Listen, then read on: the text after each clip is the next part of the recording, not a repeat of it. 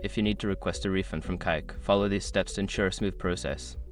Kayak is a travel search engine, so your refund process may depend on the specific airline, hotel, or service provider you book through. Step 1. Review your booking confirmation. Check your booking confirmation email for details about your purchase. Look for the cancellation policy and refund eligibility to understand your options. Step 2.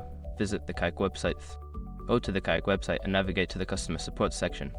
Here, you can find information on how to manage your bookings and request refunds. Step 3. Contact the provider directly.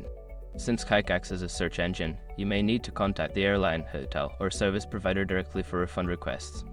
Use the contact information provided in your booking confirmation. Step 4. Prepare necessary information. Gather all relevant information before contacting customer service. This includes your booking reference number, personal details, and any correspondence related to your booking. Step 5. Follow up. After submitting your refund request, keep track of your communication. If you do not receive a response within a reasonable time, follow up with the provider to check on the status of your refund.